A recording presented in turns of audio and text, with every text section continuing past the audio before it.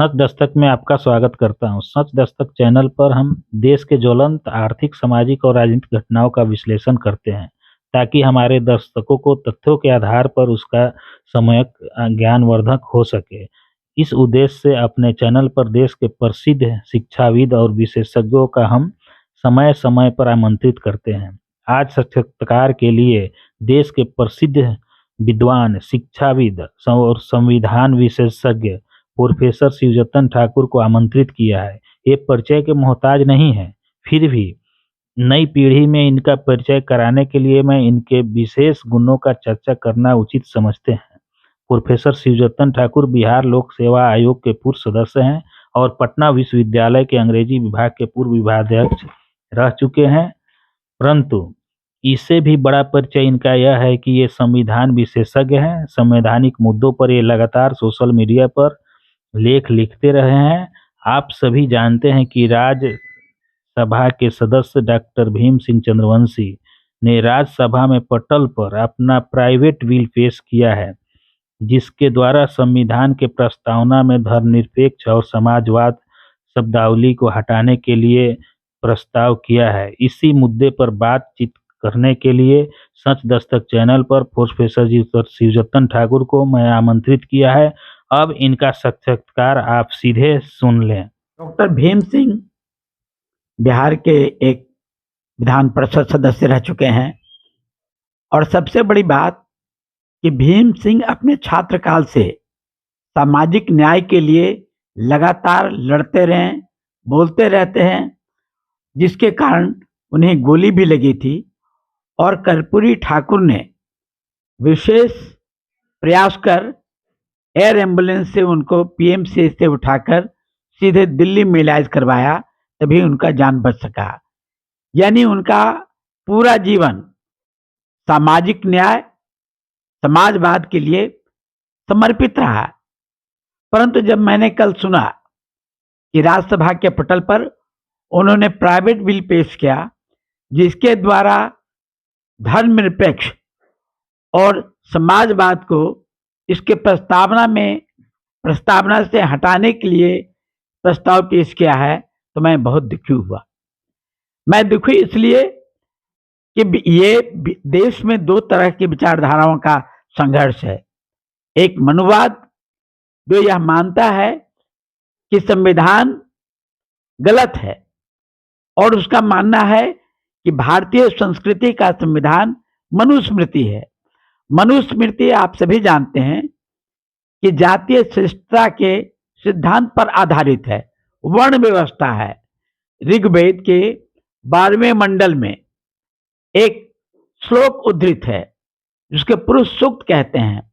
उस पुरुष सूक्त में एक वाक्य है, एक श्लोक है जिसकी चर्चा करना चाहते हैं। श्लोक है, ब्राह्मणम मुखम आसीत बाहो राजन्य कृते उरुतदस्य उद्वस्य पदेभ्याम शूद्रो जायते। अर्थात ब्राह्मण की उत्पत्ति ब्रह्मा के मुख से, क्षत्रिय की उत्पत्ति ब्रह्मा के बाहुबल से, वैश्य की उत्पत्ति पेट से और शूद्रों की उत्पत्ति पैर से हुआ है। अर्थात इन्हीं अंगों के आधार पर उसका पदानुक्रम यानी स्ट्रैटिफिकेशन, हायरार्की तय है। यानी ब्राह्मण हर हालत में श्रेष्ठ और ऊपर रहेगा, उससे नीचे क्षत्रिय, उससे नीचे वैश्य और सबसे नीचे पैर पर शूद्रों का स्थान है। और दूसरी बात बता दें कि शूद्र से यहाँ पर अनुसूचित जाति जनजाति नहीं, यानी इन तीन जातियों को छोड़कर ब्राह्मण, क्षत्रिय और वैश्य को छोड़कर सभी जातियां शूद्र की कोटि में आती हैं, चाहे वह यादव हो, कोयरी हो, कुर्मी हो, बैकवर्ड हो या दलित अति पिछड़ा हो, ये सभी के सभी शूद्र कैटेगरी में हैं। आपको एक जानकारी के लिए बात बता दें, संविधान लागू हुआ था 26 नवंबर 1949।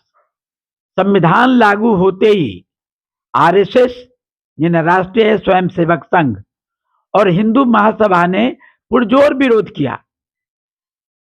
राष्ट्रीय स्वयंसेवक संघ की एक पत्रिका है जिसका नाम है ऑर्गेनाइजर। ऑर्गेनाइजर में संविधान लागू होने के 4 दिन बाद यानी 30 नवंबर 1949 को एक लेख छपा। इस लेख में कहा गया कि डॉक्टर भीमराव अंबेडकर द्वारा निर्मित संविधान को हम खारिज करते हैं। क्यों? कि यह संविधान भारतीय संस्कृति और हिंदू धर्म का विधान मनुस्मृति पर आधारित नहीं है, यह गलत है और इसमें सभी को बराबरी का दर्जा दिया गया है जो वर्ण व्यवस्था के प्रतिकूल है। शायद आपको याद हो कि संविधान के प्रस्तावना में कहा गया है कि भारत अपने नागरिकों को आर्थिक, सामाजिक और राजनीतिक न्याय तथा विचारों की स्वतंत्रता, धर्म की आजादी और इसके साथ साथ equality of status and equal opportunity यानी सभी व्यक्ति के बीच बराबरी और सभी को एक समान अवसर देने तथा गरिमापूर्ण जिंदगी जीने का सुनिश्चित करता है। यहां पर मनुवादी का विरोध है कि दलित और ब्राह्मण एक जैसे कैसे हो सकते हैं। ब्राह्मण जन्मना श्रेष्ठ हैं, क्षत्रिय जन्मना श्रेष्ठ हैं और शूद्र जन्मना निकृष्ट हैं, क्षुद्र हैं। तो दोनों के एक साथ बराबरी करना भारतीय संस्कृति और वर्ण व्यवस्था का उल्लंघन है जिसकी चर्चा मनुस्मृति में है और मनुस्मृति वर्ण व्यवस्था को पोषित करता है जबकि संविधान वर्ण व्यवस्था को मिलाकर सभी को बराबरी का स्थान देता है। यानी अभी जो विचार है, जो संविधान में जो 2 शब्द है धर्मनिरपेक्ष, यानी यहां पर जितने भी लोग हैं भारतवासी, सभी भारतवासी को अपनी इच्छा अनुसार धर्म का पालन करना, धर्म का प्रचार प्रसारण करना उनका मौलिक अधिकार है जिसका उल्लेख राइट टू रिलीजन आर्टिकल 25 से लेकर 28 तक उल्लिखित है। उसी तरह यानी यह बात यानी जिस देश में, जिस व्यवस्था में सभी व्यक्ति को अपना धर्म मानने की आजादी हो, उसका प्रचार प्रसार करने की आजादी हो, ऐसे तंत्र को धर्मनिरपेक्ष तंत्र कहा जाता है। यानी संविधान का यह मूल तत्व है। Basic feature of the constitution can not be amended. सर्वोच्च न्यायालय के 13 जजों के न्यायाधीशों ने अप्रैल 1973 में स्पष्ट नियमन दिया है कि भारत के संविधान के 6 मौलिक फीचर हैं, बेसिक फीचर हैं, जिसके बदलने का अधिकार पार्लियामेंट को नहीं है। मुझे आश्चर्य हुआ कि जब भीम ने धर्मनिरपेक्ष शब्द को हटाने का प्रस्ताव कर दिया।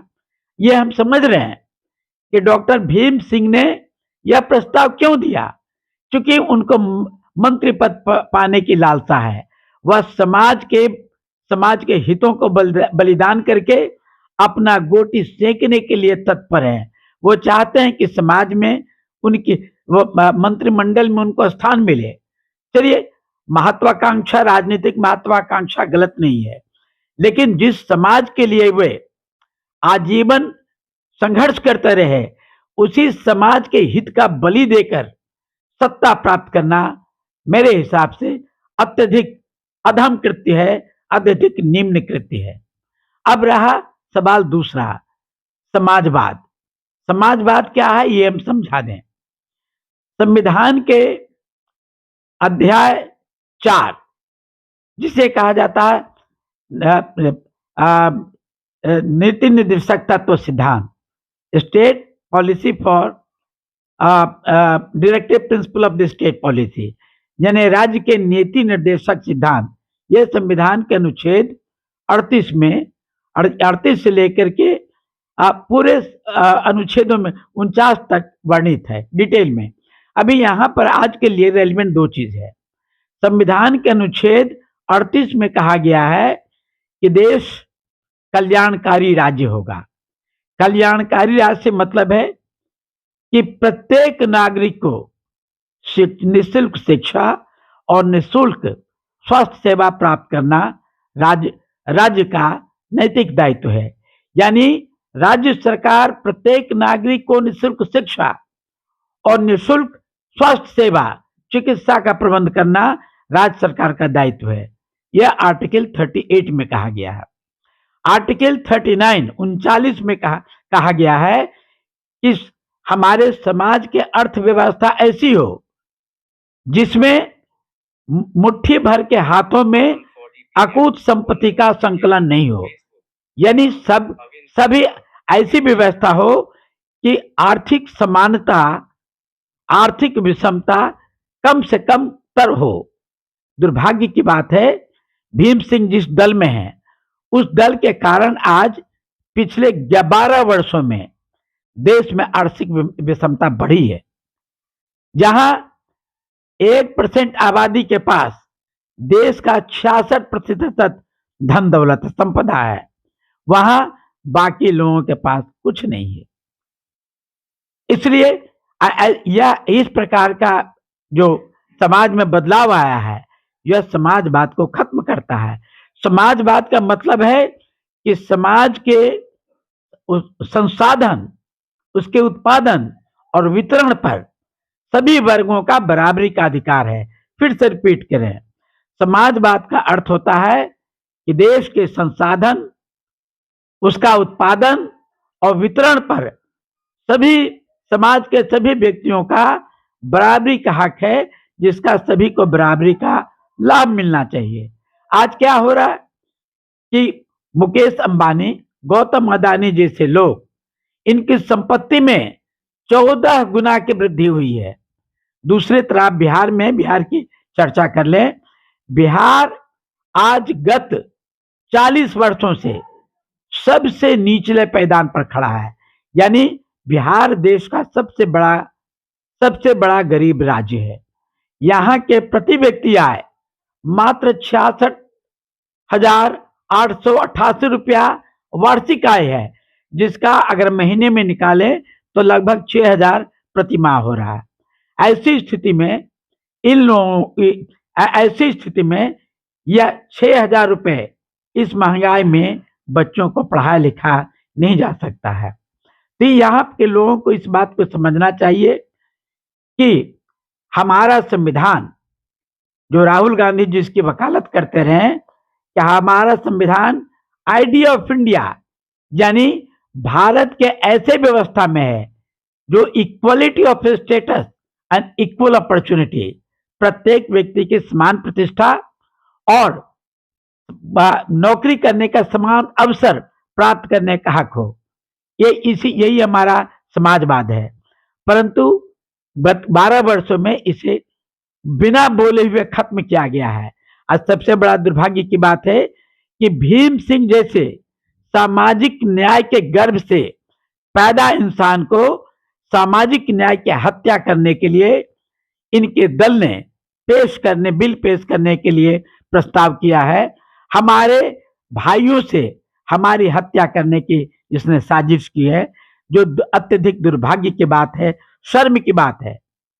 हम आपके चैनल से आह्वान करते हैं कि भीम सिंह जो अति पिछड़ा समाज के नेता होने का दावा करते हैं, उसका संगठन चलाते हैं, आज समाज के 85% बहुजन का कर्तव्य है कि भीम सिंह के झांसे में न आए, वे अपने अधिकार के लड़े और सामाजिक न्याय की धारा को आगे बढ़ाएं।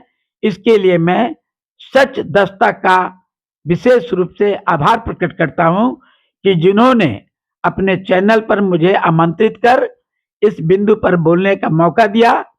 हमें उम्मीद है कि हमारी बातों से हमारे श्रोतागण निश्चित रूप से प्रभावित होंगे। धन्यवाद।